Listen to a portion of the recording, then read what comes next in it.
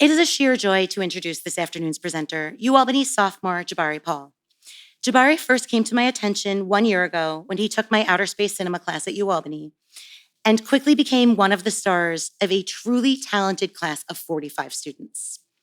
The following semester, he absolutely slayed the research-oriented zombie survival game that I created for my WCI students.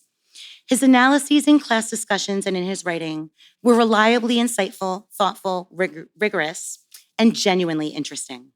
What choice did I have but to hire him as a TA?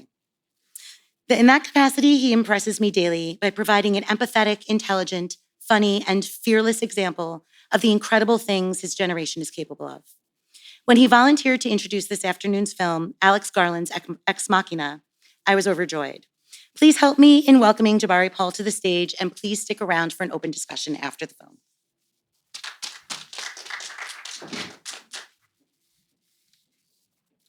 Hola. Okay. Ex Machina is a thrilling film by Alex Garland that dives into the relationship between humans and AI and how we view things that we connect to. There is a certain bond that is created when connecting with something, whether it be a pet, a friend, a teacher. The connection and feelings made when being attached to something is a major part of how we see beings in our lives. Autonomy and ability to make choices is something we associate with freedom. Ava, the AI in the story, is seeking to be connected to the outside. Caleb is the outsider in this story, and he is the main character who is unconnected from Nathan and Ava. He is the character that we go through. He's a character that goes through the Turing test that is seen as the main part of the story. A Turing test is basically a test to see if a computer is able to recognize or pass as human in terms of thinking or other methods. In the story, Caleb is the subject of the Turing test, but the catch is that he knows Ava is a robot. The allure of Ex Machina is that the audience is also going through the Turing test along with Caleb. As we follow Caleb through the story, we find every new information and character through his lens, like a video game.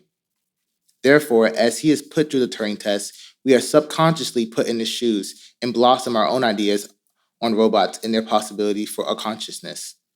The film also explores the power dynamics between male and female characters in the space. Ava being in captivity, but the men in the story having more autonomy has commentary that blooms throughout the story in the early ideas that we've seen.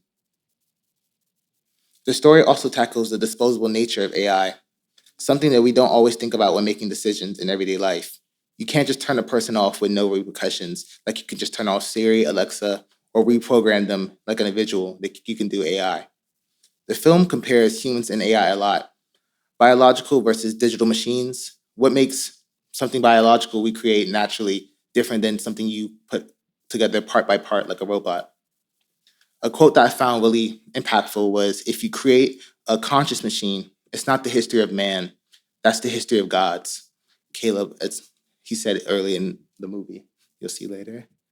The film from the beginning shows us that the being is an AI, therefore adapting our expectations and possible reactions to change in the story, as it is not an everyday Turing test. Along with that, it brings an aura of suspense and uncertainty to every scene, with the green and lively scenery compared to the sleek interior.